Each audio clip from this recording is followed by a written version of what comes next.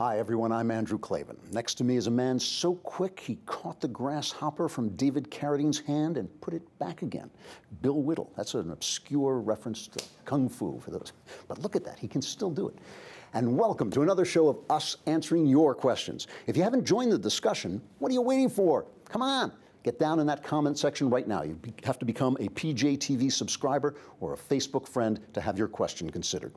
Today's question comes from PJTV Facebook friend John Ferreira, who writes, with projected revenue growth from the CBO at an average of 7% over the next 10 years, if we were to freeze spending at current levels, we would have a balanced budget by default by 2016. What would it take to get our legislative and executive branches to adopt this proven method? What do you think of that? I think it's absolutely it. I think that's absolutely it. If you ask people, would you be willing to make some cuts to save the economic future of the country? Most people would say, given the environment now and this growing sense of how serious the threat is, they'd say, well, I don't know, what kind of cuts? But if you said to people, would you be willing to just stay where you are now to save the country? I don't think there's a single person who would say no to that. Well, there's some people who would whine, you know, they're union members probably. But if you just said, no, you're just going to have to hold on like this for 5 or 10 years at this level, I think most people would say, okay, I guess I can find a way to do that. When so much of the demagoguery of this issue is when you hear somebody says he's cutting this. What they're actually doing is they are slowing down the rate of growth. They're not reducing these things when they're cutting. They're cutting the rate at which it grows. Right. And so, look, we are rapidly running out of options here. And the quicker we make a decision, the less painful it's going to be. And if we decide we're going to freeze budget spending now to get a balanced budget by 2016 or whatever the numbers are, or 20 or 30 or whatever, right?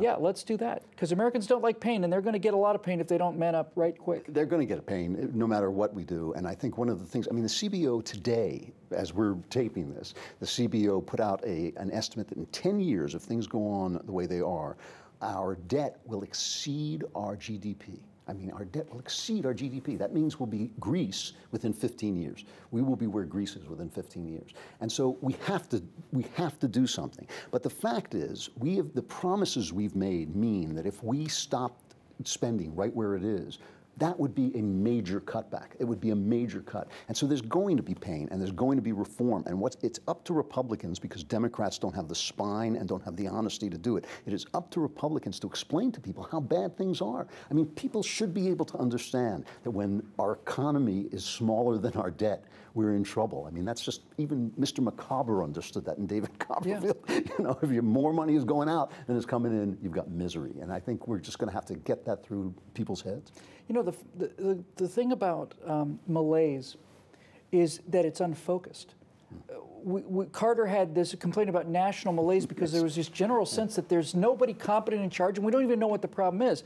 Somebody like FDR comes out and says, well, here's what the situation is. I'm not a big fan of FDR, but I like the way he handled the war. Here's the problem. We're going to whip them out of their boots. We're going to do this, this, this, and this. That's what you have to do. You have to focus the problem. You have to say, the debt is the problem.